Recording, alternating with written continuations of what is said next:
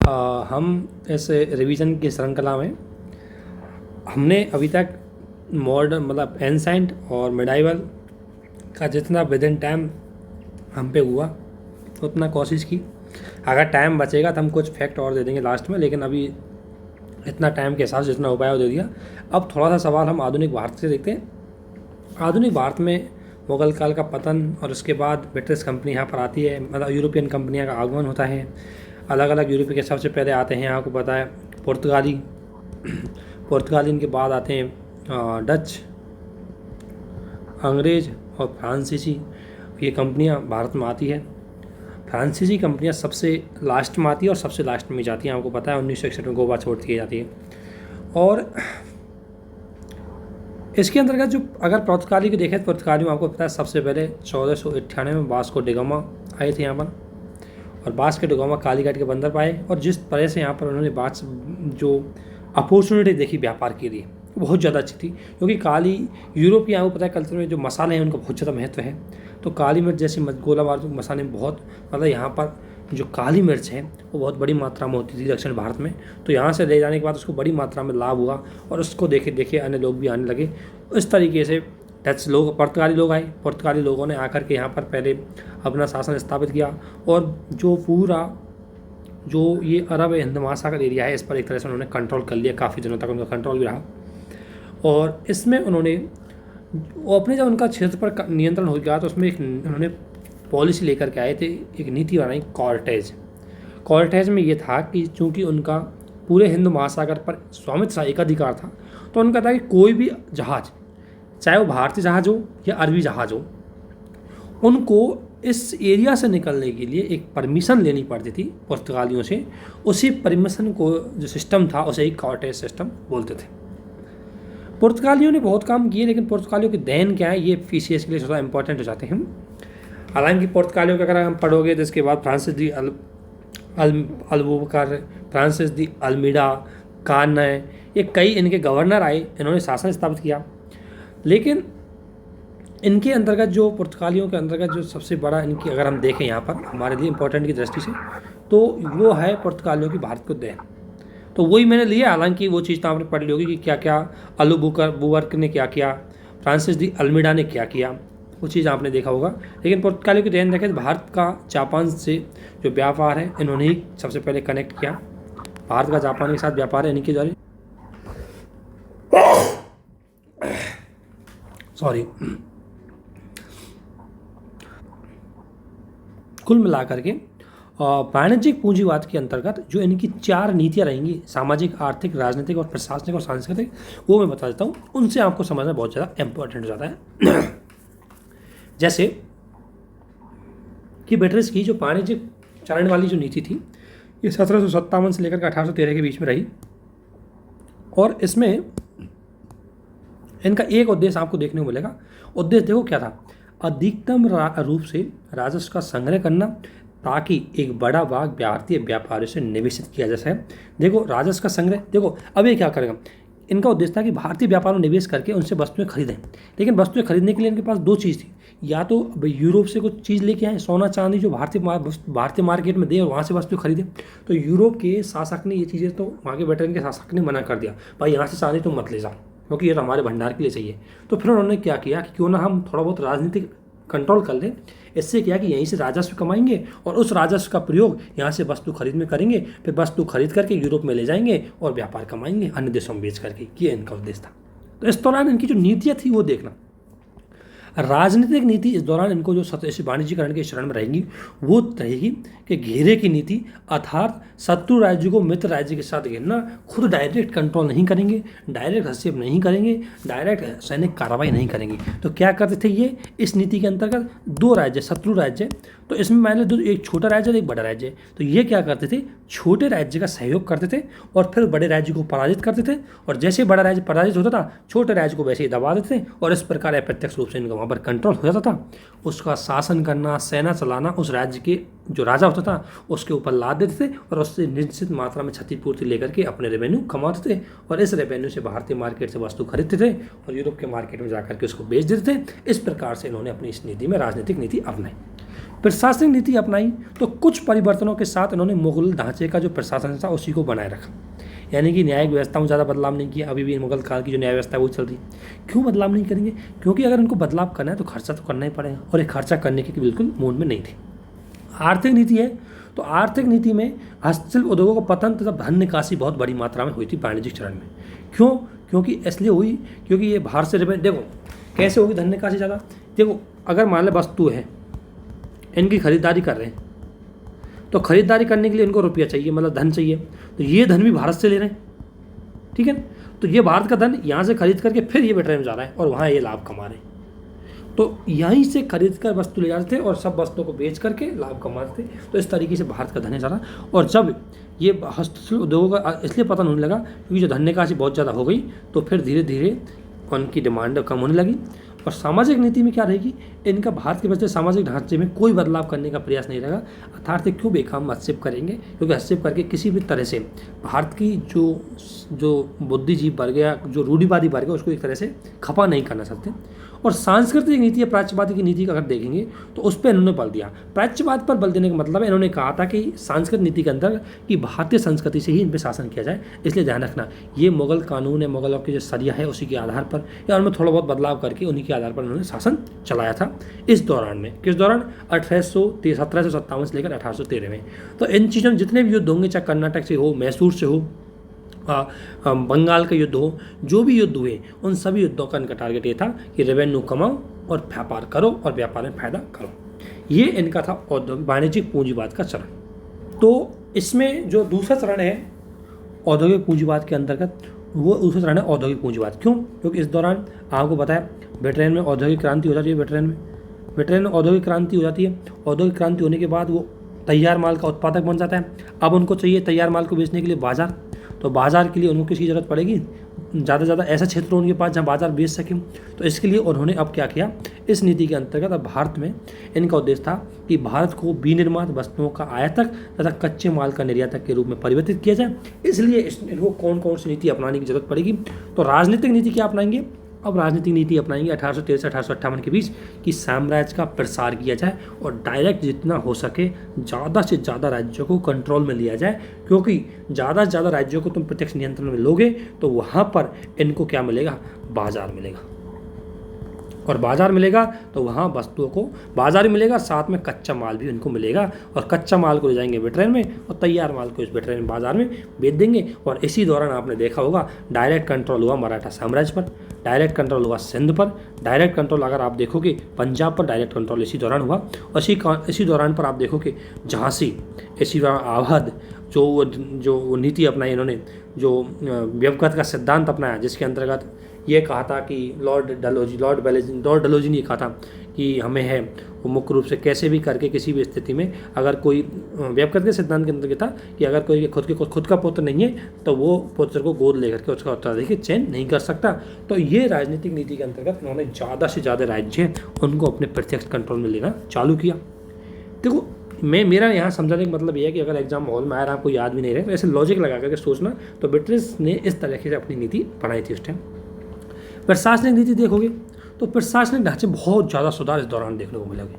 आप देख सकते हो विलियम बेंटिंग के सुधार देख सकते हो इस दौरान किया विलियम बेंटिंग ने, है ना। इस दौरान आप देख सकते हो विलियम बेंटिंग के सुधार देखोगे, लॉर्ड डलहौजी के सुधार देखोगे, वो सारे लॉर्ड डलहौजी ने यहाँ पर रेलवे का विकास किया, सब कुछ तार का विकास किया और टेलीग्राम का जितना भी डेवलपमेंट है वो सारा इसी प्रशासनिक नीति के अंतर्गत मिलेगा। इसके बाद आर्थिक नीति है। अब इनका आर्थिक नीति का उद्देश्य था कि कृषि का ज़्यादा से ज़्यादा व्यवसायीकरण किया। क्यों? क्योंकि कृषि में उन फसलों का उत्पादन किया जाए जो कच्चे माल के रूप में वेटरन में यूज हो।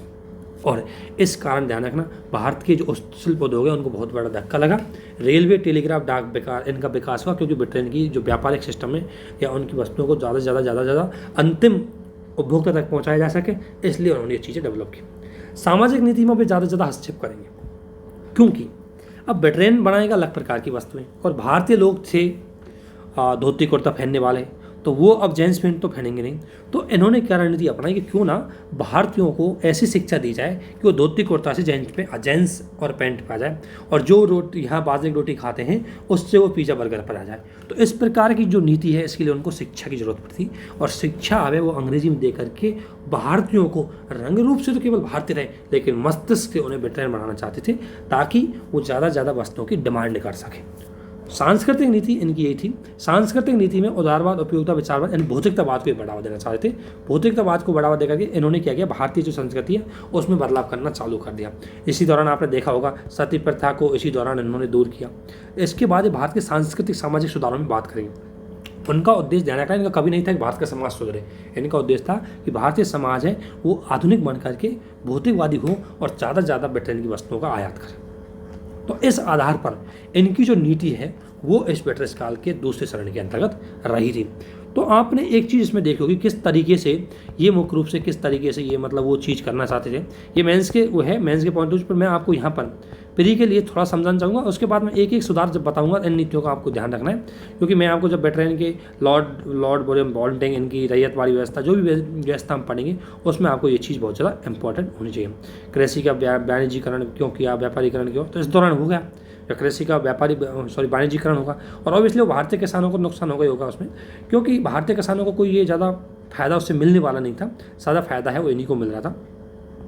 रेलवे विकास भी इसलिए किया इन्होंने ताकि अंतिम क्षेत्र तक वस्तुएं पहुँचें और उनका क्या हो कि उनका ज़्यादा से ज़्यादा कच्चे माल को वहाँ से लाया जा सके और तैयार माल को वहाँ तक पहुँचाया जा सके।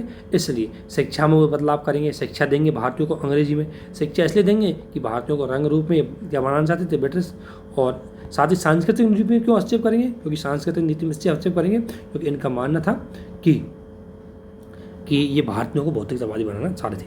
अब उपनिवेश का जो तीसरा चरण है वो है 1858 के बाद, क्योंकि 1857 क्रांति जो इनको धक्का लगा, क्रांति हुई, तो इनको पता लग गया कि अब भारतीयों को प्रत्यक्ष कंट्रोल में नहीं करना चाहिए, नहीं तो विद्रोह और ज़्यादा बढ़ जाएगा। तो अब क्या करेंगे, इसका उद्देश्य था ब्रिटिश जिसे इसे बोलते हैं, इसको बोलते हैं वित्तीय पूंजीवाद। तीसरे चरण है, इसको वित्तीय पूंजीवाद बोलते हैं। ये बहुत बड़ा चैप्टर है, मैं तो बहुत संक्षिप्त में आपको बता रहा हूँ फ्री के पॉइंट ऑफ व्यू से, नहीं तो बहुत ज़बरदस्त बहुत इंटरेस्टिंग टॉपिक होते और आपके इतिहास बहुत अच्छा समझ में आ जाता। लेकिन चूंकि हमारे पास टाइम का अभाव है, इसलिए फ्री का पॉइंट ऑफ व्यू से जो इंपॉर्टेंट चीज़ है वही हम लेके आए। इसमें इनका उद्देश्य था कि भारत को ब्रिटिश पूंजी, अब देखो पहले चरण में इन्होंने व्यापार किया, खूब लाभ कमाया। तो वित्तीय चरण के अंतर्गत जो वित्तीय पूंजीवाद था, वहाँ को पता है इन्होंने व्यापारिक जो पूंजीवाद था, वाणिज्यिक पूंजीवाद था, उसके अंतर्गत लाभ ज़बरदस्त कमा लिया। और उसके बाद औद्योगिक पूंजीवाद के अंतर्गत इनके पास बहुत ज़्यादा निवेश करके फिर उद्योगों से कच्चा माल बाहर से लेकर के तैयार माल बेच करके उससे लाभ, अब इस पूंजी को लगाए तो खा गए। तो तृतीय चरण के अंतर्गत इस पूंजी को लगाना इसमें भारत में चालू किया। इसी दौरान आपने देखा होगा भारत में बड़े बागान मालिक आते हैं, भारत में चाय के बागान आते हैं, नील खेती के बागान मालिक आते हैं, भारत में निवेश करते हैं। भारत में रेलवे में निवेश करते हैं, भारत की प्रॉपर्टी निवेश करते हैं और उस निवेश से लाभ कमा करके पैसा ले जाते हैं। तो इसमें भारत में ब्रिटिश पूंजी में निवेश के लिए खोल दिया भारत को। और 1857 के विद्रोह जैसी घटना की पुनरावृत्ति ना हो इसलिए कुछ सुधार करना चाह रहे थे। और अन्य औद्योगिक शक्तियों को चुनौती, क्योंकि जब 18वीं शताब्दी में आपने देखा होगा, 18वीं 19वीं शताब्दी में 18वीं शताब्दी के अंतर्गत ब्रिटेन पहले औद्योगिकरण हुआ, उसके बाद आपको पता है जर्मनी का, फ्रांस का, जापान का भी औद्योगिकरण हो गया। तो इसको औद्योगिक क्षेत्र में मतलब क्या मिलने वाला, कंपटीशन मिलने लगा। और कंपटीशन जब मिलने लगा तो इसने अपनी पूंजी का निवेश करने के लिए भारत को चुना। तो इस दौरान अब इनकी नीति क्या होगी, राजनीतिक नीति रहेगी कि प्रत्येक अब विस्तारवादी नीति छोड़ देंगे। क्यों, क्योंकि ये सोच रहे थे दोबारा विद्रोह ना हो जाए, इसलिए अब इन्होंने विस्तारवादी नीति छोड़ दी और अप्रत्यक्ष प्रसार पर इन्होंने कंट्रोल रखा। और अप्रत्यक्ष प्रसार पर बल दिया, डायरेक्ट जो कंट्रोल है उस पर नियंत्रण रखा। प्रशासन नीति नहीं क्या रहेगी, प्रशासनिक व्यवस्था में इस प्रकार से सुधारा। नीति की मैं बात करूँ तो प्रशासनिक नीति के अंतर्गत यह था कि प्रशासन में सुधार लाना ताकि 1857 क्रांति की जैसा घटना ना हो। तो देखो मैं बताऊंगा आपको प्रशासनिक सुधार क्या आएंगे, तो वो चीज़ मैं अब लेके आऊँगा प्रशासनिक सुधार। उसके बाद आर्थिक नीति है, तो आर्थिक नीति भी यह था कि भारत में बड़ी मात्रा में वित्त का आगमन हुआ और भारत में औद्योगिकरण के लिए प्रयास नहीं किए। इन्होंने ऐसी जगह निवेश किया जहाँ इनको फायदा मिले और साथ ही इनके उद्योगों को ज़्यादा कंपटीशन ना मिले। सामाजिक नीति ने क्या थी कि 1857 की विद्रोह से ये घबरा गई कि 1857 का विद्रोह हुआ, उसका एक कारण ये था कि इन्होंने सामाजिक रूप से जो हस्तक्षेप किया था भारतीय समाज में, उससे भारतीय कई रूढ़िवादी लोग हैं वो इनके विरोधी हो गए। तो अब ये सामाजिक हस्तक्षेप की नीति उन्होंने त्याग दी, बोला कि नहीं अब हस्तक्षेप नहीं करेंगे। और सांस्कृतिक नीति इन्होंने ब्रिटेन के द्वारा नस्लवादी विभाजन को अब बल दे दिया गया, भारतीयों को सांप्रदायिक। अब इन्होंने ये था कि राष्ट्रीय एकता को तोड़ना था भारतीय को, जो 1857 की क्रांति में इनको देखी थी, तो इसलिए इन्होंने अब हिंदू मुस्लिम को तोड़ने की रणनीति इनकी चालू हो जाएगी इस दौरान। तो ये नीति इनके तीनों चरणों को देखने को मिली और इसलिए मैं इन नीतियों को लेकर आया। इन्हीं के आधार पर पूरा मॉडर्न इंडिया चलती है और इन्हीं के आधार पर इनकी चीज़ें चलेंगी। इसमें अब मैंने चीज़ें बता दी, इसमें अब इनके थोड़े से गृह जो ये है कि ये गृह ऋण क्या होते हैं। तो गृह ऋणों की अगर मैं बात करूँ, होम चार्ज क्या होते हैं, तो होम चार्ज का मतलब जो भारत पर लगते थे ब्रिटेन में जाते थे। ये वे व्यय थे जो भारत राज्य सचिव तथा उससे संबंधित व्यय था, जैसे ईस्ट इंडिया कंपनी में जो भागीदार हैं उन्होंने अपने शेयर लगाए, उनको जो लाभ होता था वो होम चार्ज में होता था। सैनिक और असैनिकों पर जितना भी खर्च था वो होम चार्ज में होता था। इंग्लैंड में भंडार वस्तुएं खरीदी जाती थी, भारत में जो भी स्टोरेज वस्तु थी, स्टॉक सामान खर्चा जाता था, वो भी इसमें आता था। और तीनों चरण मैंने बता दिया आपको अभी। इसके बाद जो सबसे इम्पोर्टेंट है इनका है भूमि सुधार। इसमें स्थायी बंदोबस्त देखें तो स्थायी बंदोबस्त को अलग अलग नामों से जानते थे।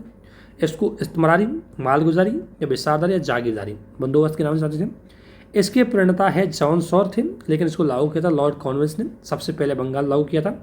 भारत के 19% क्षेत्र पर, उस टाइम जो ब्रिटेन के कंट्रोल में क्षेत्र था उसके 19% क्षेत्र पर जो बुराइश व्यवस्था लागू थी वो स्थायी बंदोबस्त था। और ये कहाँ थी ये भी जरूर देख लेना, इंपॉर्टेंट है। अब बंगाल, बिहार, उड़ीसा, बनारस और उत्तरी कर्नाटक का कुछ क्षेत्र है वो इसमें शामिल था। इसके अंतर्गत क्या था कि एक तो बुराइश सदैव है, सदैव के लिए फिक्स कर दिया और इसमें जमींदारों को भूमि का स्वामी बनाया और समस्त जमींदारों को भूमि का हस्तांतरण करने से संबंधित अधिकार है वो अब किसको दे दिए, जमींदारों को दे दिए और जमींदार फिर किसानों से टैक्स वसूलेगा। इसके अंतर्गत ये था कि लगान का 10/11 हिस्सा है वो सरकार के पास जाएगा, 1/11 हिस्सा है जमींदार अपने पास रख लेगा।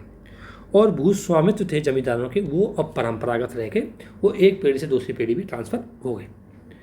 इसमें एक कानून था, सूर्यास्त कानून लेके आए थे। इस कानून में था कि अगर कोई जमींदार लगान की राशि चुकाने के लिए जो उसको डेट दी जाती थी, फिक्स डेट, अगर वो फिक्स डेट को अपनी ज़मीन की राशि मतलब जो लगान की राशि उसको चुकाने में असफल होते थे, कब तक, सूर्यास्त होने तक, तो उनकी जागीर की भी नीलामी कर दी जाती थी। ये थी कौन सी, स्थायी बंदोबस्त। अब इसमें बहुत पक्ष विपक्ष है, इसका ही बहुत कमी है, क्या है कि अंग्रेजों को क्या फ़ायदा हुआ, लेकिन अभी हम उसको नहीं देखेंगे क्योंकि प्री के पॉइंट ऑफ व्यू से ज़्यादा इंपॉर्टेंट नहीं है। इसके बाद आते हैं रैयतवाड़ी व्यवस्था। रैयतवाड़ी व्यवस्था है ये मुख्य रूप से थॉमस मुनरो और कैप्टन रीड, ये दोनों एक बार यूपीएससी सवाल पूछा था इसलिए इनको ध्यान रखना, थॉमस मुनरो और कैप्टन रीड ने किया था। इसमें क्या है कि जो भूमि का लगान का एग्रीमेंट होता था वो डायरेक्ट रैयत और डायरेक्ट कंपनी के बीच में हुआ था, इसमें जमींदारों को मीडिएटर नहीं रखा गया था। 1792 व्यवस्था सबसे पहले 12 महल तमिलनाडु में कैप्टन रीड के द्वारा लागू की गई थी और फिर बाद में इसको 1820 में मद्रास और बम्बई में लागू किया गया था। ये भारत के जो ब्रिटेन शासन के अंतर्गत जो क्षेत्र था उसके लगभग 51% क्षेत्र पर ये लागू थी। ध्यान रखना, क्वेश्चन ये भी आता है कि कौन सी राजस्व प्रणाली के सबसे ज़्यादा थी, तो पहले पे थी रैयतवाड़ी और उसके बाद महलवाड़ी आएगी और उसके बाद आएगी जमींदारी, हम देखेंगे अभी। तो 12 महल मुंबई, मद्रास, पूर्वी बंगाल और असम और कुर्ग, इन क्षेत्रों पर इन्होंने ये लागू की थी और ये 51% क्षेत्र पर लागू थी।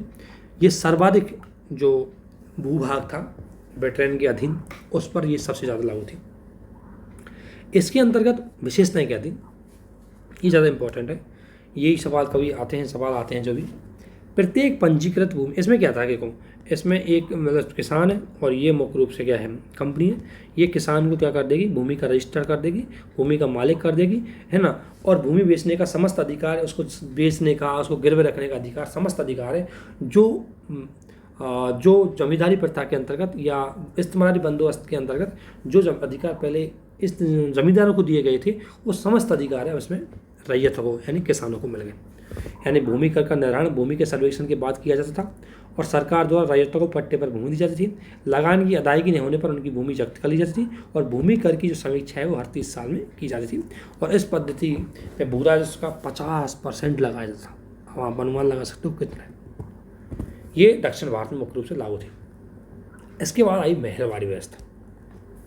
महल में क्या है कि डायरेक्ट किसान नहीं, एक गांव को एक यूनिट बना दिया महल और उसको टैक्स पर लागू कर दिया। इसको 1819 में हॉल्ट मैकेंजी द्वारा लागू किया गया था।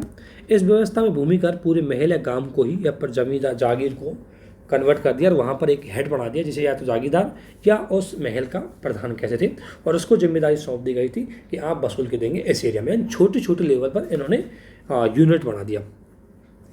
तो ब्रिटिश व्यवस्था का ये 30%, ध्यान रखना, पहले पे थी 51% पे थी रैयतवाड़ी, 30% पे थी महलवाड़ी, और 19% क्षेत्र पर कौन थी, 19% क्षेत्र पर थी मतलब इस्तेमारी बंदोबस्त या जमींदारी व्यवस्था।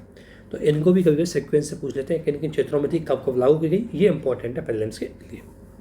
इस व्यवस्था में पूरे गांव को भूमि मतलब एक तरह से यूनिट माना जाता था, और भूमि का स्वामित्व किसानों के पास होता था जब तक जो लगान है वो समय पर चुकाते रहेंगे। अगर समय से पर लगान नहीं चुकाएंगे तो उनसे वो अधिकार है वो छीन लिया जाता था। कृषक अपनी भूमि को बेच सकता था। लगान की निश्चित समय पर न चुकाने पर स्थिति में महल का प्रमुख जो उसका हेड होता था वो उसको भूमि से बेदखल कर सकता था। इस राजस्व व्यवस्था में लगान का निर्धारण मानचित्रों का प्रयोग किया जाने लगा, कि मानचित्र करते थे भूमि का, उसके बाद उनसे टैक्स डिसाइड किया था। और ये व्यवस्था मुख्य रूप से उत्तर प्रदेश, मध्य प्रदेश, पंजाब प्रांत यानी कि उत्तर भारत में लागू थी। ये इंपॉर्टेंट है। और इस व्यवस्था द्वारा कृषकों और अंग्रेजों के मध्य डायरेक्ट संपर्क है वो समाप्त हो गया। क्यों? क्योंकि इसमें बीच में क्या लाते हैं, महल के प्रधान को या ग्राम प्रधान को या जो जागीरदार है उसके प्रधान को इसमें क्या लाते हैं, बीच में ला दिया गया था, उसको जिम्मेदारी सौंप दी गई थी। पंजाब में ग्राम प्रथा क्या है? पंजाब में क्या है, इसी को महलवाड़ी को संशोधित नाम दिया गया था, ग्राम प्रथा, यानी कि महल है तो उसी को ग्राम बोल करके उसमें लागू कर दिया गया था। इसके बाद जो एक सिद्धांत आता है धन निष्कासन का सिद्धांत है। इस धन निष्कासन का सिद्धांत का मतलब है कि किस तरीके से भारत से पैसा ब्रिटेन में पहुंचा, परंतु भारत को उसका कोई लाभ नहीं हुआ। तो इसको लॉर्ड जो दादा भाई नारोजी है उसने सबसे पहले अपनी पुस्तक अनब्रिटिश रूल इन इंडिया में दिया और बताया किस तरीके से। तो एक तरह से होम चार्ज और सारे धन निष्कासन थे। भाई ईस्ट इंडिया कंपनी को लाभ मिल रहा है, कंपनी के भागीदार यहाँ लाभ हम दे रहे हैं, ले जा रहे ब्रिटेन में, पैसा गया ब्रिटेन में, लिए गए सार्वजनिक, हम ब्रिटेन से जो सार्वजनिक ऋण लेते थे वो ब्रिटेन के लोग उनको यूज तो कर लेते थे, चुकाना हमें पड़ता था, तो वो भी बाहर गया। सेना पर SNF पर जो खर्च होता था वो उन्हीं के सैनिक खा पी करके यहाँ से चले जाते थे और कुछ लेके चले जाते थे सैलरी के रूप में, तो वो भी वहाँ से जहाँ से बाहर चला गया। इंग्लैंड में भंडार की जो वस्तु खरीदते थे वो वस्तु भी ब्रिटेन में रह जाती थी, पैसा मार जाता था, लेकिन ब्रिटेन में रह करके उसको बेच के खा पी करके जो भी काम करना है, लेकिन वो रेवेन्यू तो उनके पास चला गया, जो भी धन इसका। विदेशी पूंजी थी, जो हमने विदेशी पूंजी अगर मान लिया ऋण उधार लेते थे, उस पर ऋण को चुकाने के साथ साथ उस पर ब्याज भी हम ही देते थे। विदेशी बैंक, इंश्योरेंस कंपनियाँ, इन सबको यहाँ पर निवेश करवा करके लाभ कमा करके ले गई पूरे पैसे को। इस तरीके से धन निष्कासन का सिद्धांत है वो हुआ। इसमें धन निष्कासन सिद्धांत दादा भाई नारोजी ने इसको बताया कि किस तरीके से ब्रिटेन ने हमारा शोषण किया है। इसके बाद अब देखो, इसके बाद समाज सुधारकों की चीज़ है, आज से भी थोड़े सवाल आते हैं तो मैंने उनको लिया है। उसके बाद तो ब्रह्म समाज है, और समाज सुधारक थे। ब्रह्म समाज के प्रणेताओं को बताया राजा राम मोहन राय थे। इनका 1828 में इन्होंने ब्रह्म समाज की स्थापना की, ये इंपॉर्टेंट चीज़ है। और यही बाद मतलब ब्रह्म सभा की स्थापना की, जो बाद में ब्रह्म समाज के रूप में कन्वर्ट हुआ। इसका उद्देश्य क्या था कि हिंदू धर्म में सुधार किया जाए, पुरोहितवाद में जो कुछ बुराइयाँ हैं उनको समाप्त किया जाए, सामाजिक समानता पर बल देते थे, धार्मिक और सामाजिक कुरीतियों को दूर करने पर बल दिया गया।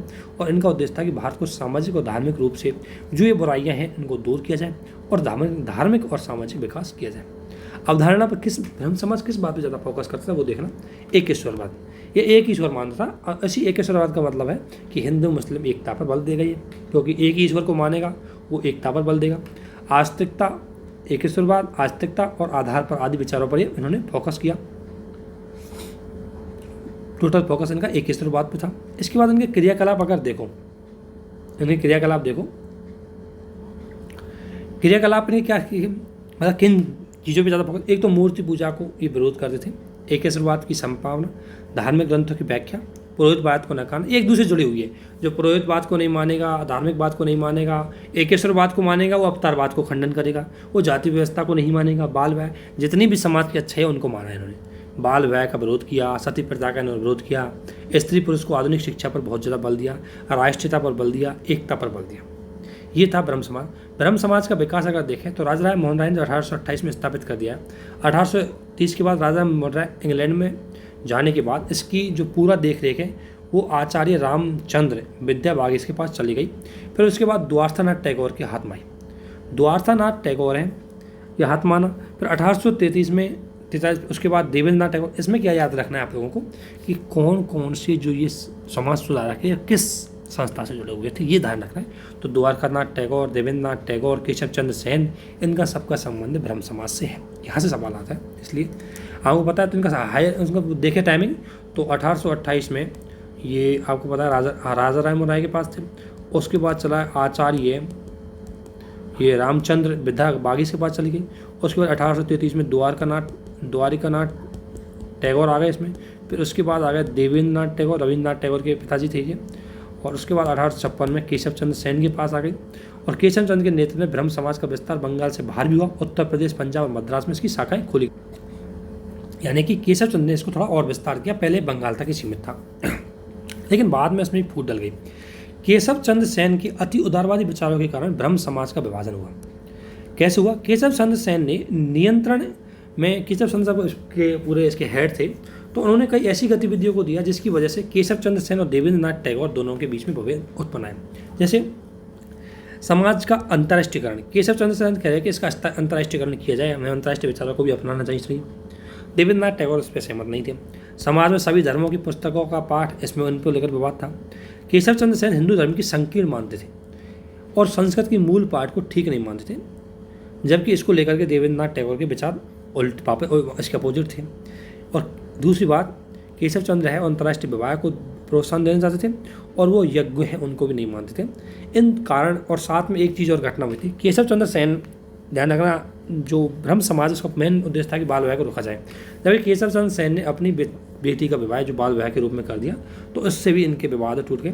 इसके बाद देवेंद्रनाथ टैगोर ने 1865 में केशव चंद्र सेन से जो आचार्य की पदवी है वो छीन ली गई और ब्रह्म समाज का विभाजन हुआ। एक बड़ा ब्रह्म समाज जो मूल था और एक बड़ा आदि ब्रह्म समाज। ब्रह्म समाज मूल था, उसको तो देवेंद्रनाथ टैगोर के पास ही रह गए वो तो, और जो आदि ब्रह्म समाज है इसकी स्थापना केशव चंद्र सेन के द्वारा की गई। इसका भी बाद में विभाजन हो गया, किसमें? आदि ब्रह्म समाज और साधारण ब्रह्म समाज में। आदि ब्रह्म समाज है ये केशव चंद्र सेन की पुरानी शाखा रह गई और साधारण ब्रह्म समाज है ये बाद में नई शाखा के रूप में उभर के आया। तो इस तरीके से ब्रह्म समाज है इसका विभाजन हो गया। ये चीज़ एक बार देख लेना, बहुत ज़्यादा PCS में पूछी जाती है और UPSC में इसके स्टेटमेंट आते हैं। इसके बाद देखें ब्रह्म समाज का योगदान। तो ब्रह्म समाज का योगदान तो ये क्या बहुदेववाद और मूर्ति पूजा का ये विरोध करेंगे। अब मैं ये तो इतना टाइम नहीं है इनको एक को अच्छी तरीके से समझाता है क्यों विरोध किया, क्या हुआ। ऑब्वियसली बहुदेववाद इसलिए किया ताकि विवादों का जड़ हो, क्योंकि अलग अलग देवताओं को मानेंगे तो आपस में विवाद बढ़ेंगे, किस किस का देवता सर्वोच्च है इसको लेकर के। इसलिए इनका मानना था कि एक ही ईश्वर है, सब में एक ही है, वो बस उसका रूप अलग अलग हो सकते हैं, बाकी है तो एक ही है। बहुपत्नी प्रथा और सती प्रथा का विरोध किया क्योंकि महिलाओं के विरोध में थी। विधवा विवाह का इन्होंने समर्थन किया, बाल विवाह का इन्होंने विरोध किया, नैतिकता पर बल दिया, धार्मिक पुस्तकों वस्तुओं के अविश्वास पर बोला कि धार्मिक पुस्तक सर्वोच्च नहीं है, बल्कि इन्होंने एक तरह से उदारवादी लोकतांत्रिक विचारों में वो आ गए थे बाद में। बांग्ला और अंग्रेजी भाषा का प्रचार किया और हिंदुओं और द्वारा विदेशी यात्रा को धर्म विरोध घोषित करने की जो आलोचना है वो उसने की। और इसी आधार पर बोला जरूर नहीं कि आप विदेशी यात्रा करने से धर्म भ्रष्ट हो जाएगा, इन्होंने बोला ऐसा करने से कुछ नहीं होता। तो वो चीज़ इसमें की गई थी। इसके बाद सवाल आते हैं राजा राम मोहन राय से भी बहुत ज़्यादा सवाल आते हैं, इसलिए इसको ध्यान रखना। राजा राम मोहन राय 1774 में बंगाल में इसका ब्राह्मण परिवार में जन्म हुआ था और शिक्षा इसने पटना बनारस सिंह की। उपाधियों के नाम से इसको जानता है। पुनर्जागरण का अग्रदूत, भारतीय जागृति का जनक, सुधारों का प्रवर्तक, आधुनिक भारत के पिता, अतीत और भविष्य के मध्य एक सेतु थे। ये भारत के राष्ट्रपिता के राष्ट्रवाद के जनक भी माने जाते हैं। प्रथम आधुनिक पुरुष नव प्रभात, इतनी इसको संज्ञा दी जाती थी इसको। और ये बात सही भी है कि सबसे पहले राजा राम मोहन राय ने भारतीय समाज सुधार की बात की। इनकी जो पुस्तक है, इनकी जो ग्रंथ को ध्यान रखना, एक सबसे महत्वपूर्ण है, एक तो संवाद कौमुदी। ये सती प्रथा का विरोध इसी में किया और 1821 में बंगाली भाषा में इसको प्रस्तुत किया था, संवाद कौमुदी को। मिरात उल अखबार ये 1822 में फारसी भाषा में इसको प्रस्तुत किया। इसके अलावा प्रोसेप्ट ऑफ द जीसस ये 1820 में लिखी और इसमें इन्होंने कहीं ना कहीं ईसाई धर्म में ही बुराई है उनको भी इसने उजागर किया। और एक है, याद रह जाए तो ठीक है, तुएफात अल मुहद्दीन, एकेसरवादी, इसका ध्यान रखना, एकेसरवादियों के लिए उपहार था। यानी इस ग्रंथ में फारसी में लिखा, लेकिन इस ग्रंथ में इन्होंने बताया कि मूर्ति पूजा का विरोध किया, एकेसरवाद है उसको इसने मेन वचन बनाया। ये तोफात या मुझसे दीद या अक्सरवादियों के लिए उपहार, ये बहुत महत्वपूर्ण है। तो इनकी 3-4 किताबें ध्यान रख लेना एक बार। इसके बाद एक ब्रह्म निकल मैगजीन भी थी जो अंग्रेजी भाषा में इन्होंने निकाली थी। राजा राम मोहन राय की विचारधारा हुई है कि इनका दृष्टिकोण आधुनिक दृष्टिकोण था और ये सामाजिक समानता पर बल दे, एक ईश्वरवाद पर विश्वास रखते थे। उपयोगितावादी थे इनके विचारों में, अर्थात ये थोड़ा सा धर्म के सामाजिक लाभ को देखते थे, यानी धर्म का प्रयोग सामाजिक कल्याण के लिए किया जाना चाहिए। इसका उद्देश्य था कि संसार के सभी जाति मत देश हैं वो बंधनों से दूर होकर के एक ईश्वर के चरणों में लाना था। सती प्रथा का विरोध किया, विधवा पुनर्विवाह का समर्थन किया, स्त्री विवाह का शिक्षा का समर्थन किया, जाति पात वो सब एक चीज़ जिससे चीज़ जुड़ी हुई है इन पे इन्होंने फोकस किया। इन्होंने अंतर्राष्ट्रीयकरण पर भी फोकस किया, है ना। इन्होंने बोला कि शक्तियों का पृथक्करण किया जाए न्यायपालिका को लेकर के। तो और दूसरी बात इन्होंने बोला कि जो सैन्य खर्चा है उसको कम किया जाए, जो ब्रिटेन के द्वारा सेना पर किया जा रहा था, क्योंकि आखिरकार उसको वसूला तो भारत से जाएगा। इसके अलावा राजा राम मोहन राय द्वारा कई संस्थाओं का गठन किया था, उनको देखना। एक तो आत्मीय सभा इसकी प्रमुख संस्था थी जो 1814-15 में इन्होंने स्थापित की। दूसरी बात वेदांत सोसाइटी 1816 में स्थापित की। ये प्री के लिए बहुत ज़्यादा इंपॉर्टेंट है, इसमें विशेषकर यूपीएससी और यूपीपीएस दोनों में। 1821 में इनको आपको बताया एक चीज़ और ध्यान रखना, एक सवाल पक्का, आधुनिक भारत की जितनी संस्था है उनका सवाल डेफिनेटली आपको ज़रूर मिलेगा। इसलिए जितनी संस्थाएं उनको एक बार जरूर याद रखना कि कौन सा लीडर किस संस्था से जुड़ा हुआ था, मिलान के लिए, या कथन सही कथन गलत है, कैसे भी आ सकते हैं। आप देख लेना पिछले 2-3 साल के पेपर, उसमें ज़रूर मिलेगा। उस आधार पर मैं अनुमान लगा के बोल रहा हूँ कि आने की संभावना ज़्यादा है। 1817 में इन्होंने कलकत्ता में हिंदू कॉलेज की स्थापना की थी अपने दोस्त के साथ मिलकर के, डेविड हेरियर के साथ मिलकर के। 1825 में वेदांत कॉलेज की स्थापना की और 20 अगस्त 1828 में आपको पता है ब्रह्म समाज की स्थापना इन्होंने की। अंततः कि राजा राम मोहन राय जॉन डेवी के दीवान रहे और उनकी उपाधि अकबर द्वितीय ने दी थी इनको राजा की उपाधि। और राजा राम मोहन राय की मृत्यु हुई और ब्रिटेन में ही इनकी समाधि हुई, ब्रिस्टल में इनकी मृत्यु हुई थी ब्रिटेन के अंदर। तो राजा राम मोहन राय और ब्रह्म समाज से जुड़े हुए सारे फैक्ट ये हो गए, ये आपको थोड़ा सा इंपॉर्टेंट है, बहुत ही ज़्यादा, इनको जरूर ध्यान रखना है। इसके बाद आता है आर्य समाज। इसके बाद आर्य समाज पर आते हैं। आर्य समाज की स्थापना 1875 में स्वामी दयानंद सरस्वती ने की थी, पहले बम्बई में, बाद में इसकी शाखा एक लाहौर में की। उसका उद्देश्य था कि वैदिक ज्ञान है ये पुनरुत्थानवादी थी। पुनरुत्थानवादी क्या होते थे, जो पहले हमारा था कुछ उसको पुनरुत्थान करना, उसमें सुधार करके उसकी चर्चा करना, प्राचीन जो परंपराएं रही उन्हीं की। तो ये पुनर्स्थापना पर बल देते थे, वैदिक धर्म की शुद्धता पर, भारत को सामाजिक धार्मिक राजनीतिक रूप से एक सूत्र में पिरोना की बात की थी इन्होंने। इसके अलावा भारतीय सभ्यता और संस्कृति और पाश्चात्य प्रभाव से विकृत होने से बचना। इनका मानना था कि भारतीय सभ्यता वैदिक सभ्यता है, बहुत आगे है, एडवांस है, और ये तो बीच में कुछ चीज़ें आई जिन्होंने हमारी उसमें बुराई समावेश कर दी। पश्चिमी संस्कृति से बेटर संस्कृति है वो हमारी है, तो उस पर ज़्यादा फोकस कर रहे थे। क्या विचारधारा थी, ये छुआछूत, जाति व्यवस्था है का विरोध तो किया, परंतु वर्ण व्यवस्था का इन्होंने समर्थन किया। ये लिखा नहीं है, इसका विरोध किया, ध्यान रखना कि छुआछूत नहीं माननी चाहिए, जाति व्यवस्था नहीं माननी चाहिए। हाँ, वर्ण व्यवस्था समाज का एक भाग है, उसको माना जाना चाहिए, लेकिन उसमें इन्होंने कठोरता की नीति नहीं अपनाई जानी चाहिए। ईश्वर के प्रति पितृत्व, मानव के प्रति भ्रातृत्व का भाग रखो, स्त्री पुरुषों में समानता रखो, लोगों के बीच न्यायपूर्ण भाव रखो, इनका पूर्व उद्देश्य था। इस्लाम और ईसाई मिश्रकों के से हिंदुओं की रक्षा करना, ये बहुत जल्द थोड़ा सा एक तरह से इसकी आलोचना भी होती है बाद में कि ये कहीं ज़्यादा इन्होंने कहीं ना कहीं एक तरह से रूढ़िवादी हिंदू या कहीं ना कहीं धार्मिक जो कट्टरवाद की भावना है वो बढ़ावा मिली, कहीं ना कहीं आर्य समाज भी उसमें एक हिस्सेदार था। एक आलोचना बोलते हैं, हालांकि इन्होंने कुछ ऐसा किया तो नहीं ज़्यादा। हाँ, इन्होंने बहुत ही सुधारात्मक चीज़ों पर बल दिया था, लेकिन उनकी व्याख्या गलत तरीके से लोगों ने बाद में कर दी।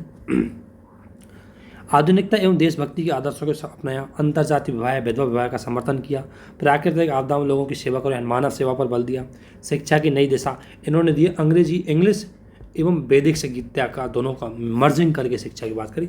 इसलिए आपने देखा होगा आजकल जो एंग्लो इंडियन स्कूल होंगे बहुत ज़्यादा, वो वैदिक जो स्कूल है वो यही थी, उनमें अंग्रेजी शिक्षा के साथ वैदिक शिक्षा को समर्थन दिया।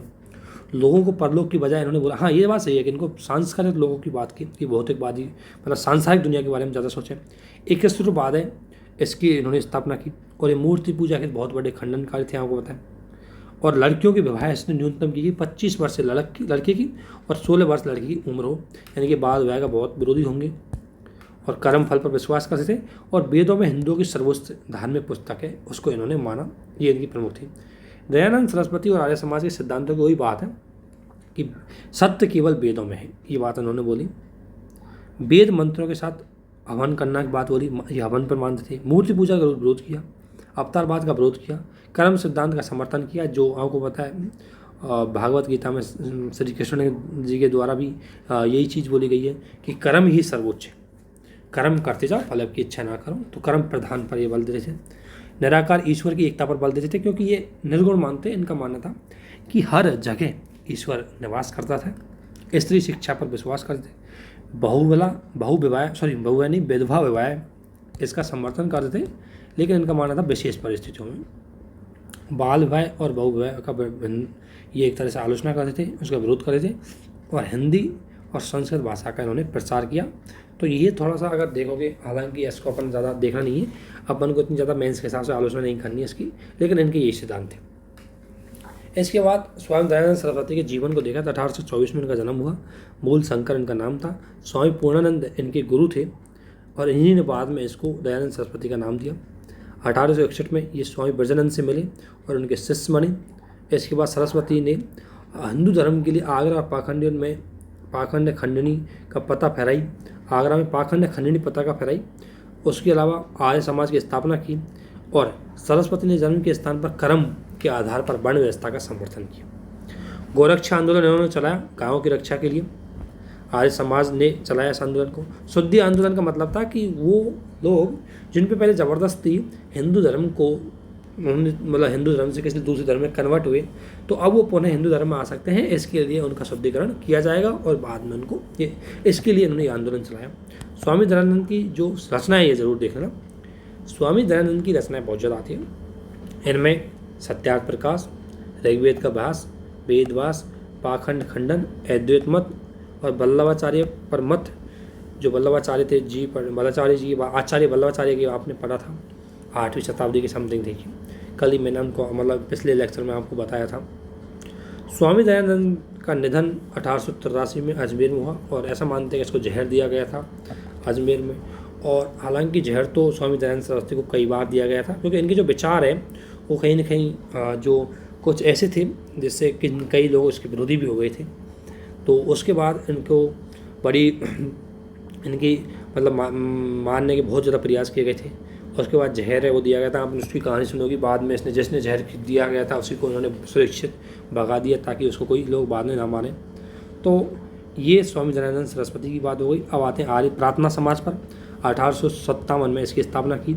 आत्माराम पांडुरंग ने की। केशव चंद्र सेन से बहुत ज़्यादा प्रभावित हुए, और केशव चंद्र आपने पढ़ा था ब्रह्म समाज से संबंध थे। इनका जो इम्पोर्टेंट चीज़ अपन को देखना है, यथार्थ रूप में ब्रह्म समाज की ही एक शाखा थी, क्या प्रार्थना समाज ऐसे बोल रहे हैं। और ये गुप्त समाज और मुख्य रूप से समाज सुधार की गतिविधियों पर केंद्रित था। 1869 में महादेव गोविंद रानाडे प्रार्थना समाज से जुड़े हुए थे, इससे जुड़े गए थे। मतलब कभी कभी सवाल आता है कौन कौन जुड़े हुए थे, तो आत्माराम पांडुरंग हुए, महादेव गोविंद रानाडे भी हुए। और उसका उद्देश्य ये था कि जाति प्रथा को नहीं मानेंगे, शिक्षा का समर्थन करेंगे, वेदव्यास का समर्थन करेंगे। कुल मिला करके जितने भी समाज सुधारक हुए उनके यही मेन उद्देश्य रहेंगे। प्रार्थना समाज से जुड़े हुए जो लोग थे वो बता दिए मैंने, महादेव गोविंद रानाडे, R.G. भंडारकर, N.G. चंद्रवरकर, ये और एक आत्माराम पांडुरंग जो इसके स्थापना थे वो।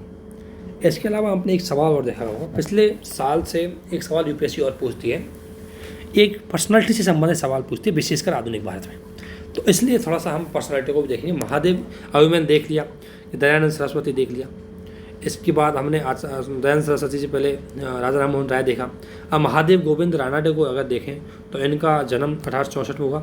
दक्कन एजुकेशन सोसाइटी की स्थापना महादेव गोविंद रानाडे के द्वारा की गई थी।